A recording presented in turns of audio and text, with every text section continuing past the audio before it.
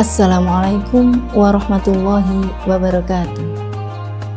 A'udzu billahi minasyaitonir rajim. Bismillahirrahmanirrahim. Alhamdulillahirabbil alamin. Assalatu wassalamu ala asyrofil anbiya'i wal mursalin sayyidina wa maulana Muhammadin wa ala alihi wa sahbihi ajma'in. Amma ba'du. Para pemirsa yang dirahmati Allah, alhamdulillah, pada sore hari ini kita telah mencapai 10 hari terakhir di bulan suci Ramadan. Ada beberapa hal ibadah yang telah kita usahakan selama bulan suci Ramadan ini. Mulai dari ibadah puasa itu sendiri, ibadah tadarus di masjid, ibadah bersedekah, ibadah buka bersama, dan banyak hal ibadah-ibadah lain yang telah kita lakukan.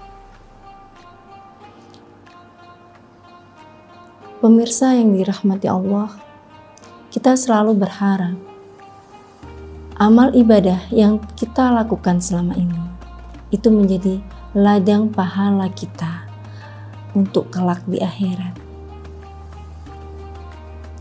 Mari kita bersama-sama bermuhasabah diri pada diri kita, apakah ibadah yang telah kita lakukan itu benar-benar ibadah yang terbaik yang telah kita berikan atau yang telah kita lakukan. Dalam hadis Rasulullah SAW, Rasulullah mengingatkan kepada kita bahwa ada 6 perkara yang dapat merusak ibadah kita.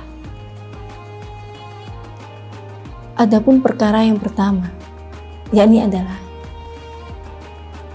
ibadah yang dilakukan oleh seseorang, di mana orang itu terlalu sibuk dengan mencari-cari kesalahan orang lain atau mencari-cari aib dan kekurangan pada orang lain. Rasulullah pernah mengingatkan kita bahwa beruntunglah orang yang pernah melakukan suatu hal maksiat namun dia segera melakukan taubat nasuha, di mana taubat nasuha tersebut dia bertobat secara sungguh-sungguh sehingga dia tidak terpersit dalam kesehariannya untuk mencari-cari kekurangan orang lain. Dia hanya fokus dengan kekurangan yang telah dia lakukan. Dan dia benar-benar meminta ampun kepada Allah. Bagi orang yang demikian ini sungguh beruntung. Namun sebaliknya celakalah bagi kita atau bagi orang-orang yang dalam kesehariannya mereka terlalu sibuk untuk mencela, mereka terlalu sibuk untuk mencari-cari kesalahan orang lain, terlalu sibuk untuk menggibah kekurangan orang lain. Karena apa? Hal itu membahayakan. Karena dapat mengakibatkan suatu hal yang fitnah. Yang kita tahu, al-fitnatu asyaddu minal qatl. Fitnah itu lebih kejam daripada pembunuhan. Na'udzubillahi min dzalik. Para pemirsa yang dirahmati Allah, adapun yang kedua yang dapat merusak ibadah kita, ibadah sholat kita, ibadah puasa kita, ibadah umroh kita, bahkan ibadah haji kita selama ini, yakni adalah orang-orang yang berkeras hati. Siapakah orang-orang yang berkeras hati itu? Orang-orang yang berkeras hati adalah mereka orang-orang yang sulit untuk menerima suatu kebaikan yang datang dari orang lain untuk dirinya.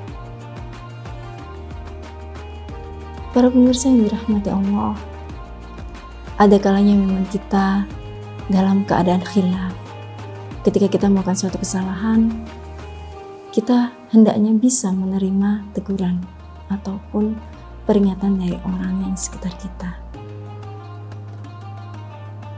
Dan bagi orang yang berkeras hati ini, dia selalu menganggap bahwa apa yang ada dalam dirinya itu adalah yang paling benar. dan menganggap orang lain itu adalah salah.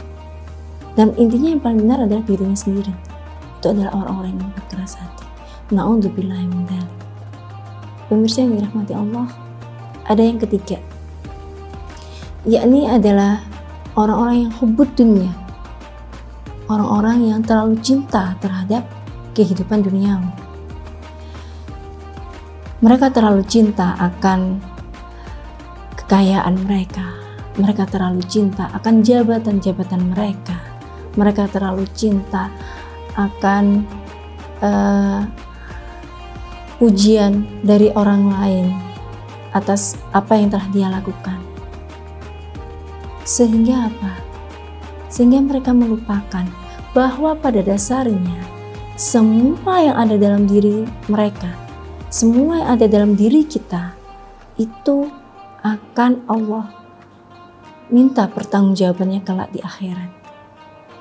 Karena pada dasarnya kehidupan di dunia hanyalah sementara.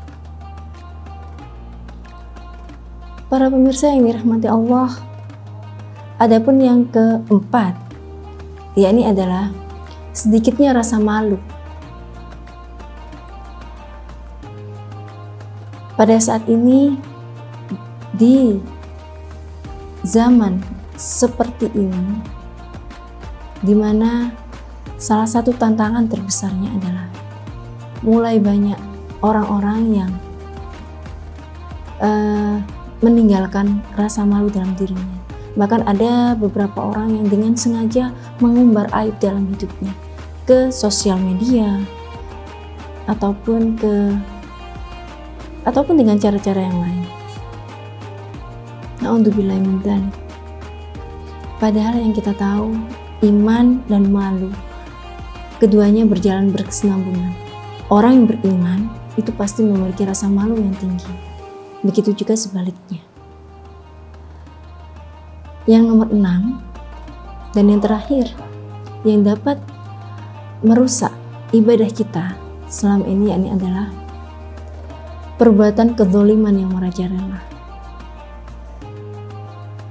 Na'udzubillahi min dzalik. Pemirsa yang dirahmati Allah, semoga kita terhindar dari orang-orang yang zalim dan kita bisa terhindar dari perbuatan zalim terhadap orang lain. Pemirsa yang dirahmati Allah, dari 6 perkara tersebut, mari kita jaga, mari kita hindari agar semua amal ibadah kita selama 1 bulan Ramadan ini Allah terima. Dan selamat berbuka puasa. Kurang lebihnya mohon maaf. Wassalamualaikum warahmatullahi wabarakatuh.